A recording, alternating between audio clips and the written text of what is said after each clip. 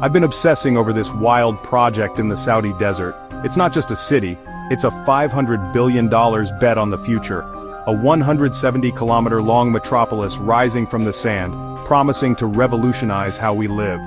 But the line isn't just about building a futuristic city, it's Saudi Arabia's audacious move to reshape global power dynamics. Let's break down why this massive undertaking in the middle of nowhere could change, well, everything. Okay, so what exactly is the line? It's the centerpiece of NEOM, Saudi Arabia's vision for a futuristic megacity. Imagine a straight line stretching across the desert for 170 kilometers. No cars, no streets, just a series of communities connected by high-speed transport.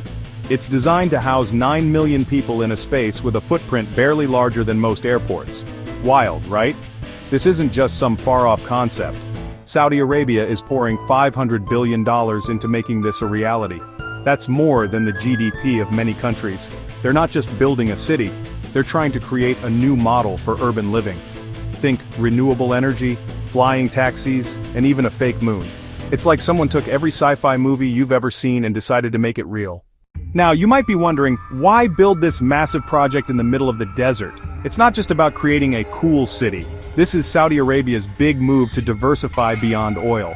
They're betting big on technology, tourism, and innovation to secure their place in a post-oil world. It's like they're saying, hey world, we're not just about oil anymore, we can be a hub for the future too. By creating this futuristic wonderland, Saudi Arabia is aiming to attract global talent, companies, and investment. They want the line to be a magnet for the world's brightest minds and biggest innovators. It's a power play to position themselves as a key player in shaping the future of technology, urban planning, and even global politics. They're not just building a city, they're building influence. Let's talk about the promises the line is making. Zero carbon emissions, 100% renewable energy, and a perfect climate all year round. In the desert. It sounds amazing, right? But building sustainably in the desert is, well, really hard. The line promises to be a model of sustainability, with vertical farming, no cars, and a fully circular economy. But the reality of constructing and maintaining this massive structure in such a harsh environment is going to be a huge challenge. And it's not just environmental challenges. There are serious questions about the feasibility of the whole project. Can they really build a 170-kilometer-long, 500-meter-high mirrored structure? Will people want to live in this strange, linear city? And what about the human cost? The project has faced criticism for displacing local communities and concerns about workers' rights. It's a reminder that even the most futuristic visions can have very real present-day consequences. So, what's at stake here for the rest of the world? If the line succeeds, it could revolutionize how we think about urban planning, sustainability, and even governance.